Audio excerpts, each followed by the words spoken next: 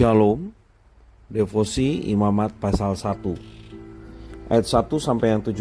Demikian firman Tuhan. Tuhan memanggil Musa dan berfirman kepadanya dari dalam kemah pertemuan.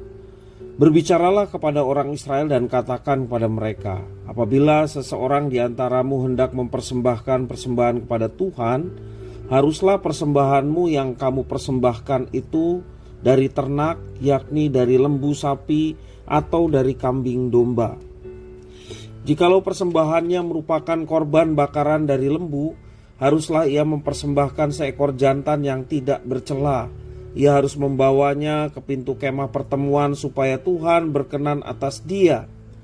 Lalu ia harus meletakkan tangannya ke atas kepala korban bakaran itu, sehingga baginya persembahan itu diperkenan untuk mengadakan pendamaian baginya.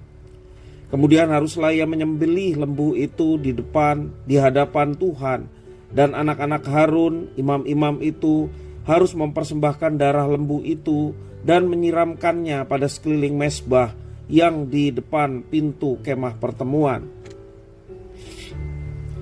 Kemudian haruslah ia menguliti korban bakaran itu dan memotong-motongnya menurut bagian-bagian tertentu.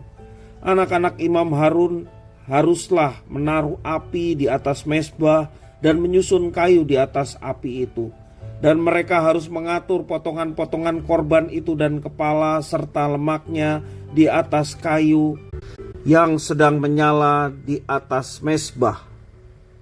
Tetapi isi perut dan betisnya haruslah dibasuh dengan air, dan seluruhnya itu harus dibakar oleh imam di atas mezbah sebagai korban bakaran, sebagai korban api-apian yang baunya menyenangkan bagi Tuhan.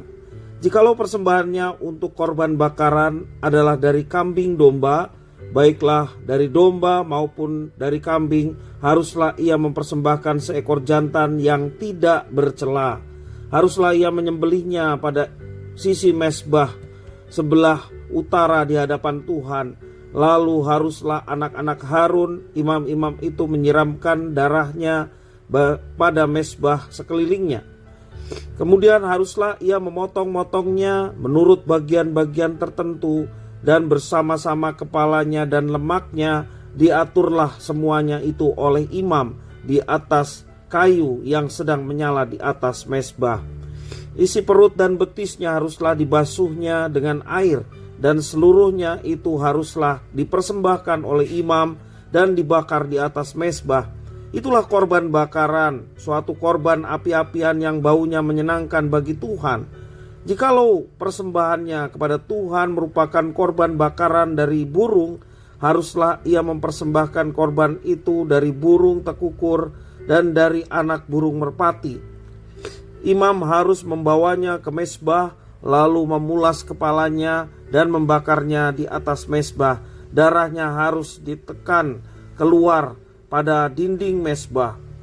Temboloknya serta dengan bulunya haruslah disisihkan dan dibuang ke samping mezbah sebelah timur ke tempat abu. Dan ia harus mencabik burung itu pada pangkal sayapnya, tetapi tidak sampai terpisah. Lalu imam harus membakarnya di atas mezbah, di atas kayu yang sedang terbakar. Itulah korban bakaran, suatu korban api-apian yang baunya menyenangkan bagi Tuhan. Demikian firman Tuhan. Korban bakaran berasal dari lemak yang umumnya dimiliki oleh orang Israel. Oleh karena itu, jenis hewan yang akan dibawa ke mezbah biasanya mudah didapat. Mereka bisa mengorbankan lembu sapi, bisa juga kambing domba, atau burung merpati dan burung tekukur. Jenis korban yang akan dipersembahkan sesuai tingkat sosial masing-masing orang. Pastinya korban persembahan itu haruslah binatang yang tidak bercela. Korban bakaran diberikan secara sukarela dan biasa bersifat personal. Adapun gunanya untuk pendamaian dan pengampunan dosa. Ini menjadi semacam prasyarat agar umat diperkenan Allah dan menyenangkan hati Allah. Allah mengatur tata cara memberi korban dalam kitab Imamat dengan harapan menimbulkan ketertiban dalam memberikan persembahan kepadanya. Tuhan Allah menjelaskan tentang bagaimana mengelola hewan kurban bakaran itu dengan rinci. Tuhan Allah telah memberkati umatnya dengan memberikan tanah perjanjian untuk masing-masing suku Israel. Mereka dapat mengelola tanah itu untuk pertanian dan juga peternakan.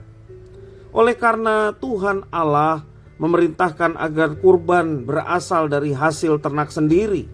Ternak yang diberikan adalah yang terbaik, yang tidak bercela. Itu pun diberikan sesuai dengan kemampuan dan apa yang ada pada masing-masing umat. Tuhan Allah memelihara dan memberkati tiap-tiap individu dan keluarga dengan cara yang menakjubkan.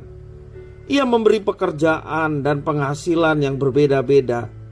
Tuhan mendorong kita untuk memberi dengan apa yang ada pada kita, bukan yang dimiliki oleh orang lain.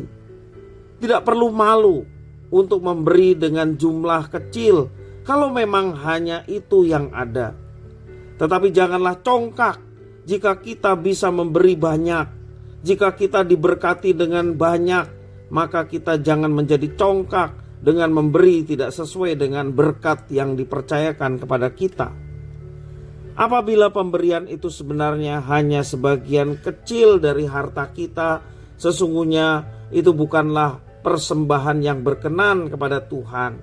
Kalau kita diberkati banyak, kita juga harus menyesuaikan persembahan yang kita berikan kepada Tuhan sesuai dengan berkat yang dipercayakan itu.